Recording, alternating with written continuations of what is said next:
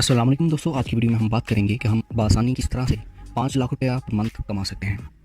दोस्तों, आज की वीडियो उन भाइयों के लिए है जो पाकिस्तान में हैं और उनके लिए भी जो दुबई वगैरह या किसी भी यूरोपियन कंट्री में इनलीगल तरीके से अभी तक रह रहे हैं और उनके पास अभी तक पेपर्स मौजूद नहीं हैं। आप सब इस प्रोसेस को फॉलो कर सकते हैं और अगर जापान की एम्बेसी आपका वीज़ा ग्रांट कर देती है तो आप पाकिस्तान जाके जापान एम्बेसी से अपना वीज़ा ले सकते हैं। अच्छा फ्रेंड, इस वीडियो को एंड तक देखिएगा, मैं आपको तमाम तरीक़ाकार समझाऊंगा। इसके अलावा कुछ चीज़ें मैं आपको स्क्रीन पे दिखाऊंगा और कुछ चीज़ों के लिंक्स डिस्क्रिप्शन में दे दूंगा, जिससे आप बआसानी जॉब पोर्टल पे जाके जॉब हासिल कर सकेंगे और अपना वीज़ा ग्रांट करवा सकेंगे। ओके फ्रेंड्स, अब हम वीडियो को स्टार्ट करते हैं। जापान एक आइलैंड है जिसके नज़दीक साउथ कोरिया और ताइवान है। अच्छा फ्रेंड्स, जापान और साउथ कोरिया ऐसे ममालिक हैं जहाँ पे टैक्स बिल्कुल ना होने के बराबर हैं। अगर हम कंपेयर करें जापान को यूरोप के साथ तो जापान बेहतर है। जापान इसलिए भी बेहतर है क्योंकि यहाँ की इकोनॉमी काफ़ी स्ट्रॉन्ग है। इसके अलावा यहाँ सैलरीज भी काफ़ी अच्छी मिल जाती हैं। दोस्तों, जापान की करेंसी येन है। एक येन पाकिस्तानी 2 रुपये के बराबर है इस वक्त। इसके अलावा जापान में एवरेज सैलरी 3,25,000 येन पर मंथ है, जो कि पाकिस्तानी तकरीबन 6.5 लाख बनती है। अगर हम बात करें जापान जाने के लिए जो वीज़ा रिक्वायरमेंट होती है उनकी, तो इनमें 5 चीज़ें आपको दिखाई देंगी। इसके अलावा जो ये मैं आपको 3,25,000 येन सैलरी बता रहा हूँ, ये लो लेवल वर्कर की है, जिनमें वेटर, कंप्यूटर ऑपरेटर, क्लीनर और इस तरह के जो लो कैटेगरी की जॉब्स हैं उनमें काम करने वाले वर्कर्स की है। अगर आप कोई हाई स्किल प्रोफेशनल हो या आपके पास कुछ अच्छी क्वालिफिकेशन है, दैन आपकी सैलरी फिर इससे काफ़ी ज़्यादा होगी। जी फ्रेंड्स, अब हम बात करेंगे वो 5 चीज़ ऐसी कौन सी हैं जिनकी बेस पे आप अपना वीज़ा अप्लाई कर सकते हैं और आप वीज़ा अपना ग्रांट होने के चांसेस भी काफ़ी ज़्यादा हैं जिनमें। नंबर 1 पे तो सबसे पहले हमारे पास आता है पासपोर्ट। आपके पास पासपोर्ट होना चाहिए कम से कम जिसकी वैलिडिटी 6 माह तक हो। आप किसी भी कंट्री के लिए अप्लाई कर दें, बेशक वो कोई भी वीज़ा कैटेगरी का हो, टूरिस्ट वीज़ा हो या कोई स्टडी वीज़ा हो, सबसे पहली रिक्वायरमेंट ये होती है कि पासपोर्ट का मिनिमम 6 मंथ की उसकी वैलिडिटी हो। इसके बाद जो जापान जाने के लिए और वीज़ा अप्लाई करने के लिए जो सेकंड रिक्वायरमेंट है वो है सर्टिफिकेट ऑफ रेजिडेंस। थर्ड चीज़ है सर्टिफिकेट ऑफ एलिजिबिलिटी। फोर्थ है वर्क परमिट। ये चीज़ें किस तरह से मिलेंगी इसके बारे में हम आगे 1 बाय 1 बात करेंगे। सबसे पहले तो आपका पासपोर्ट बना होना चाहिए। अगर नहीं बना हुआ तो बनवा लें, क्योंकि किसी भी कंट्री में अप्लाई करने के लिए 6 मंथ वैलिड पासपोर्ट होना नेसेसरी है। इसके अलावा सर्टिफिकेट ऑफ रेजिडेंस आपने किसी भी तरह बनवाना है। उसका तरीका ये है कि जापान में आप जिस जगह पे जाना चाह रहे हैं या जाने वाले हैं, वहाँ पे आपको एक रूम बुक करना पड़ेगा, जो कि आप इंटरनेट के थ्रू या किसी भी सोशल मीडिया या इंटरनेट साइट के थ्रू बुक कर सकते हैं। या इनकेस अगर आपका कोई रिलेटिव, कोई फ्रेंड उधर रहता है तो उसके थ्रू भी आप जापान में जिस जगह पे आप जाना चाहते हैं उधर कोई भी रहाइश के लिए कोई कमरा वगैरह बुक करवा सकते हैं 1 माह के लिए। जिसके बाद उस रूम या उस घर का ओनर जो है वो आपको आपकी पासपोर्ट की बेस पे और पासपोर्ट के बिहाफ पे आपको एक रेजिडेंस सर्टिफिकेट बना के देगा। अगर आसान लफ्ज़ों में कहूँ तो जैसे यहाँ पे पाकिस्तान में किरायानामा होता है ना, कि अगर हम कोई भी घर लेते हैं तो हमें पहले किरायानामा ही लिखवाना पड़ता है, तो सेम ये वही चीज़ है, लेकिन इसको उन्होंने सर्टिफिकेट ऑफ रेजिडेंस का नाम दे दिया है। अब जो दूसरी चीज़ आती है वो है सर्टिफिकेट ऑफ एलिजिबिलिटी। ये सर्टिफिकेट इसलिए चाहिए कि कंफर्म हो जाए कि आप पाकिस्तान से बाहर किसी भी कंट्री में जाने के लिए एलिजिबल हैं या नहीं। इसके लिए आपको 2 चीज़ें रिक्वायर होती हैं।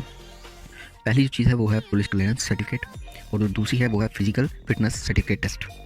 पुलिस क्लियरेंस सर्टिफिकेट आप अपने घर पे किसी भी पुलिस स्टेशन से जाके बआसानी बनवा सकते हैं, और जो भी थोड़े बहुत पैसे वगैरह मांगे उन्हें दे दीजिए। इनकेस अगर आपके ऊपर कोई भी पिछले कुछ सालों में या फुल आपकी लाइफ टाइम में कोई भी पुलिस केस नहीं है तो फिर तो कोई इशू नहीं है, वो बना देंगे। इनकेस अगर आपको कोई पुलिस केस है तो उस वक्त आपको प्रॉब्लम फेस करनी पड़ेगी। इसके अलावा आप किसी भी गवर्नमेंट हॉस्पिटल जाके उधर से अपना जो फिजिकल और फिटनेस चेकअप है वो करवा के या किसी क्लर्क के थ्रू से 500,000 रुपये दे के अपना हेल्थ सर्टिफिकेट भी बनवा सकते हैं, जिससे कंफर्म हो जाएगा कि आप जापान में काम करने के लिए पूरी तरह से फिट हैं। अब जो नेक्स्ट हमारे पास रिक्वायरमेंट आती है या डॉक्यूमेंट आता है वो क्या होगा, तो अब हम उसके बारे में बात करते हैं। अब जो नेक्स्ट और फाइनल हमारे पास डॉक्यूमेंट रिक्वायर्ड है वो सबसे ज़्यादा इंपॉर्टेंट है, और उस डॉक्यूमेंट का नाम है वर्क परमिट। जैसा कि आप जानते हैं कि वर्क परमिट के बगैर आप वीज़ा नहीं ले पाएंगे। अगर आप स्टूडेंट हैं तो आपको किसी भी कॉलेज की सीओई चाहिए होती है, और इनकेस अगर आप जॉब के लिए जा रहे हैं तो आपको वर्क परमिट रिक्वायर होता है। तो इसीलिए आपको जो हमारे पास फाइनल और सबसे इंपॉर्टेंट चीज़ हमने इस वीडियो में रखी है वो है वर्क परमिट। वर्क परमिट के लिए आपको सबसे पहले जॉब ढूंढनी पड़ेगी, जो कि आप जापान में जाके करेंगे। इसलिए आपको जॉब ढूंढने के लिए कुछ लिंक्स मैंने डिस्क्रिप्शन में दे दिए हैं, वो आपको काफ़ी ज़्यादा हेल्पफुल साबित होंगे। और मोस्टली मेरे कुछ जानने वाले और फ्रेंड्स ऐसे हैं जो जापान गए हैं और इन्हीं लिंक्स के थ्रू उन्होंने अपनी वर्क परमिट हासिल किया था। अगर आप भी ट्राई करते हैं तो उम्मीद करता हूँ कि ये लिंक्स आपके लिए भी काफ़ी मुफीद साबित होंगे। अब हम बात करते हैं कि हम जापान में जॉब किस तरह से हासिल कर सकते हैं। पाकिस्तान में बैठे या किसी भी कंट्री में बैठे जापान के लिए या जापान की जॉब हासिल करने का कुछ शोर से तरीके मैं आपके साथ शेयर कर देता हूँ। सबसे पहले तो हम जाएंगे जापानीज़ जो जॉब पोर्टल है उन पे, या कुछ ऐसी वेबसाइट्स हैं जिनकी लिंक मैं डिस्क्रिप्शन में दे दूँगा, आप उधर से जाकर निकाल लीजिएगा। इसके अलावा DAIjob.com एक ये वेबसाइट है जहाँ से आप अपने जो रेलिवेंट डिपार्टमेंट है जहाँ पे आप जॉब करना चाहते हैं उसके बारे में डिटेल्स वगैरह निकाल सकते हैं और जॉब के लिए अप्लाई भी कर सकते हैं। अब हम सर्च करते हैं सबसे पहले www.daijob.com पे। सर्च करने के बाद जो इंटरफेस आपके सामने शो होगा जापानीज़ लैंग्वेज में आपके पास शो होगा। आप अपने राइट कॉर्नर पे जाके उधर इंग्लिश की आपके पास एक ऑप्शन आ रही है, इंग्लिश को आप सिलेक्ट करके अपनी जो लैंग्वेज है वो इंग्लिश में जापानीज़ को कन्वर्ट कर सकते हैं। इसके बाद आपने क्विक सर्च के ऑप्शन पे आना है जहाँ पे सबसे पहले आप कंट्री सेलेक्ट करेंगे, फिर लैंग्वेज, देन अपनी फील्ड। मेरी फील्ड जैसे कि IT है तो इसलिए मैं IT से रिलेटेड फील्ड की जॉब्स देखूंगा। या आप नीचे देख सकते हैं कि यहाँ पे काफ़ी ज़्यादा जॉब्स आ रही हैं, मतलब कि काफ़ी ज़्यादा ऑक्यूपेशन शो हो रहे हैं। आप जिस भी फील्ड से आप बिलोंग करते हैं उस फील्ड की आप जॉब सर्च कर सकते हैं।